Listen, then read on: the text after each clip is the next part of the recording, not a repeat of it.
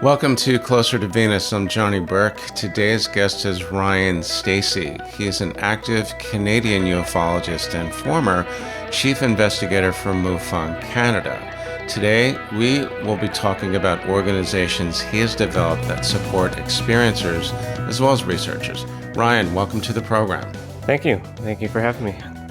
How does one become a paranormal investigator? That's a good question to start off with. I fell into it accidentally. I think it's an interest, and then all of a sudden the curiosity of, is there life after death, or is there another dimension, or is there anything bigger and stronger than us out there? I had a case as a private investigator to locate a missing person.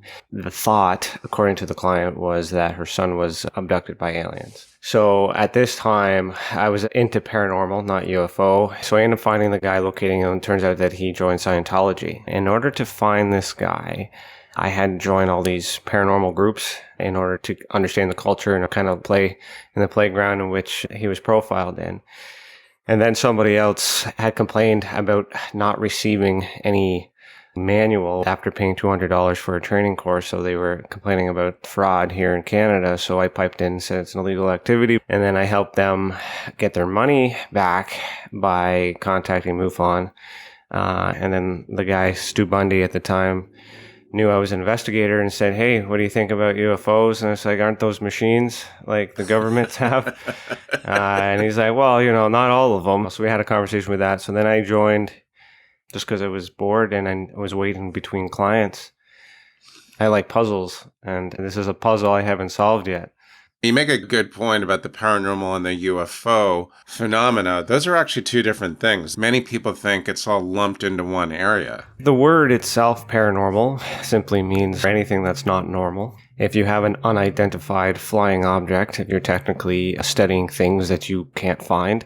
So I really don't like that term. I'm trying to use phenomenologist because I'm studying the people in a sociology perspective.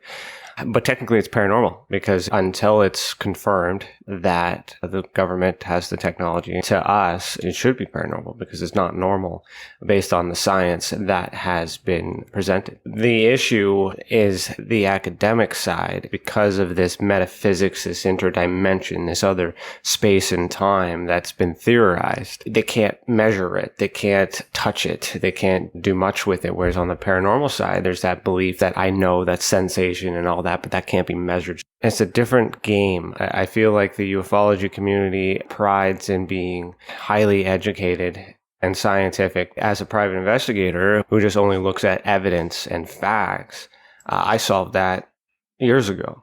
The thing that I can't seem to wrap around is the idea that some of us have this psychic ability or way of communicating with something, either in this space and time or another place, whether that be extraterrestrial or paranormal. So I've grouped everything together because I can only prove with my science, or I can hypothesize with our science, that we are the ones that are able to connect at least with each other. Until we're able to find or capture or present something otherwise, I'm not convinced that there's there's another being out there, because we're powerful ourselves. That's kind of where I'm sitting right now. I'm in the middle of doing a study, so that's kind of where it's leading me. But tell us more about MUFON and why you eventually had to leave. For those of you who don't know who MUFON is, it's the Mutual UFO Network. They started up after Project Blue Book had ended. The idea was to collect reports, allegedly, for the CIA after Project Blue Book had closed. But then that had stopped and then went into this whole Hollywood marketing thing where it encouraged people to join and search for the truth. So a lot of people were interested in doing that. So when I was a field investigator, my first case, actually being published in the journal, they recognized my skill set and everything like that, and they totally marketed it. It was something I wasn't familiar with because I'm always undercover. I'm always in the shadows. I'm not one to be out in the open. And going from field investigator to chief investigator for Ontario, which is where the province I'm in, and then in Canada, I also had to be a director. So the director was responsible of making money or raising money for the non-for-profit organization. So I did that for a little bit, and then I started to have like a problem with charging with the model. The MUFON's model was pay first, and then we'll give you our answers. Even though I was doing quite well, and there's other investigators that were doing quite well, there are some investigators within the organization that don't actually know what they're doing, and people have to pay for that. There's a lot of disappointment that came with that model. So then when I became the director of training, I was responsible for teaching every field investigator for MUFON for a while. And then I looked at the MUFON University, and the MUFON University was outdated and there was mistakes. So I put together this huge package. Okay, let's rewrite the manual because let's change the universe for science. And it was at that point that I realized that it was all about money, because they didn't care that the science was right. They didn't care about remaking the model, because it took a lot of resources and a lot of money. So I said, okay, well, I'll pay for it. I can do it. No problem. So I did that. I created this model, and then they still wouldn't take it. And then the Tic Tac thing came out at that time. I saw one of the original videos, which wasn't grainy at all, like the ones we see on. It kind of looked like a blimp to me, and I was the only one who was looking into that. So I started getting cast out. So it's like, okay, I'm going to step down as director. I'm no longer raising you guys money. I'm just going to do the work. Also at the time, which is actually news now, I can actually talk about this, is there's a gentleman named Christopher Witowski in Canada who is the big guy on campus in terms of media. And he puts together a survey every year for Canada, compiling MUFON Canada data as well as other information there from around the country. But the thing is, I analyzed it being inside on MUFON and realized that it was wrong, it was changed, it was inaccurate. When I said something about it, it turns out that Chris was friends with MUFON, so they forced me out. And at that point, they wiped out everything. They deleted my email, they deleted all my cases. So I had over 1,500 cases that I had investigated for MUFON at that time. And just recently, I passed my leads off to a journalist, and a journalist had done some further digging and got some bulletproof confirmation. We were able to prove that the Canadian government has been fielding UFO reports to this man on the pretext that he was supposed to make them public, but then we found out that he hasn't, and he's been hoarding them and withholding information as a media consultant for a university. So he's currently quiet right now while he prepares a statement to explain himself. But this is why I like the ufology thing for me. But the thing is the experiencer, which is why I created the Experiencer Support Association, for the people that don't know this. And they don't need to hear this, or they have a feeling, but they don't want to talk about it. They don't want to get into it because they're experiencing something. And that's what needs to be dealt with. So when we talk about disclosure, it seems like there's been an awful lot of chatter over the past year. So far, the said disclosure is pretty underwhelming. What you just told me about MUFON can explain an awful lot of confusion. The Experiencer Support Association, I believe, is TESA. Tell us a little bit about that, how that helps experiencers and researchers as well. The Experiencer Support Association is essentially the business model that I had created for MUFON to fix everything that I observed while working for them as an investigator. That was also offered to them on a joint venture agreement. The philosophy behind the Experiencer Support Association is putting the experiencer first. There's no, I think it's a UFO or it's not a UFO, let's get rid of it, because that was another issue with MUFON. If anything paranormal came in, they would just delete it, and the experiencers didn't know about it. And here they are reporting, thinking that they're going to get help, and then they don't get a response. One of my jobs was to delete it, and I never did, so that was also a problem. But now, when we believe the experiencer in that aspect, my role as the director of investigations here to determine whether what you think you experienced is actually what you experienced.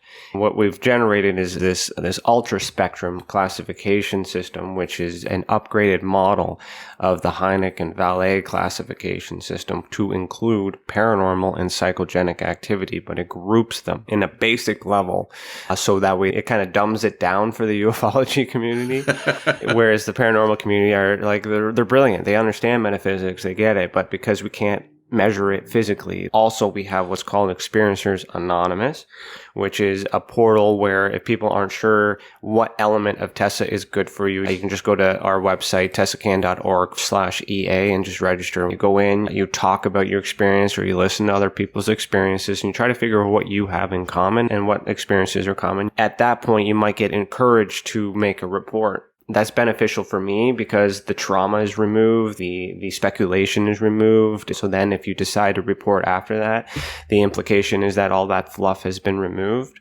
And then once the report comes in, we have a private team of referrals for like regression, float tanks, or Reiki, any of the healing aspects, the pseudosciences.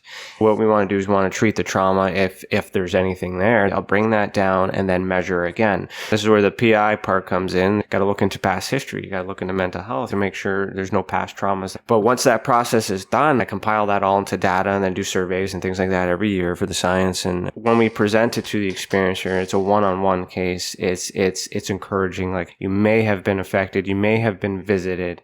You perceive it to be negative because you don't understand, but we can't prove intent. So there's possibility it was there for good things. So let's think positive about it. The next time it happens, try to get more information. We try to encourage them to engage the phenomenon. At the same time, report back to us, and then we have a timeline.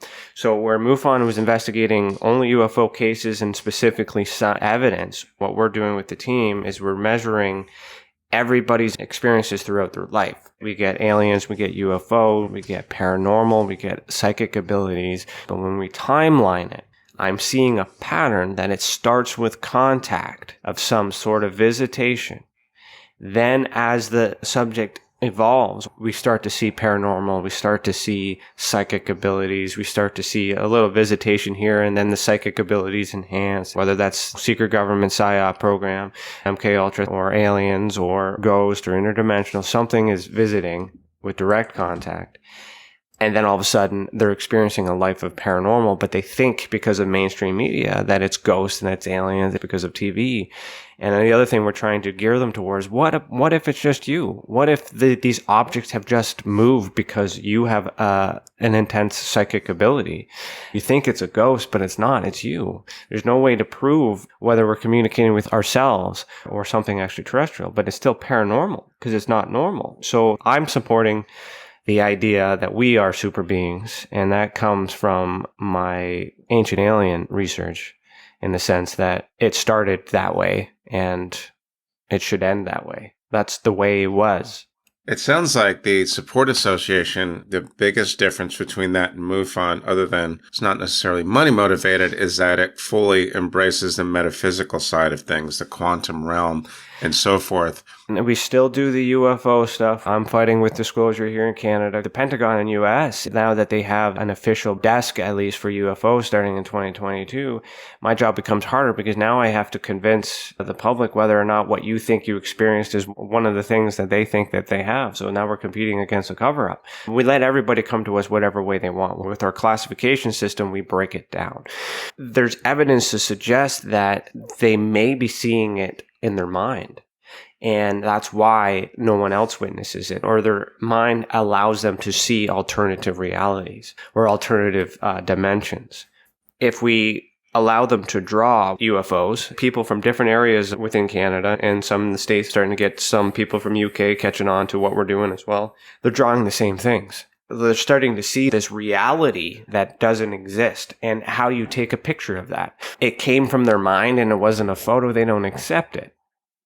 What type of people are most likely susceptible to this kind of phenomena? It seems like people that are highly intuitive, they could be clairaudient, they could be clairvoyant, clairsentient, and so on. I think there's a pretty strong correlation with the intuitive gifts, the intuitive abilities, and the reports. I agree. And the science that we're doing is starting to show that. I'm in the middle of creating my second report for 2021. I do two reports. One's the Canadian Current Event Survey, which I track drone reports, aviation reports from Canada that get reported by aviation pilots. Sometimes they say drone, sometimes they say UAV, sometimes they use the word UFO. what I do is I keep track of the current ones. I do freedom of information requests. I try to get more information to do an investigation to figure out what's going on, because there's that conspiracy theory that they're calling these UFOs drones, but in Canada, they just call them UFOs.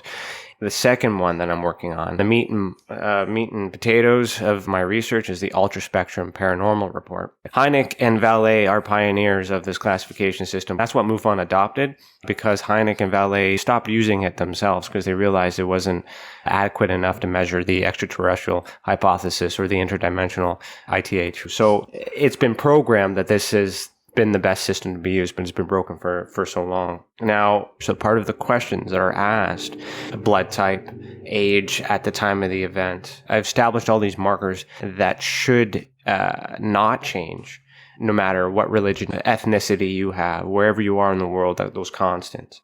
I think the study is showing right now that, or the A blood type is the highest from our sample, which is odd because there's that theory that the negative blood, the Rh negative blood, is God blood.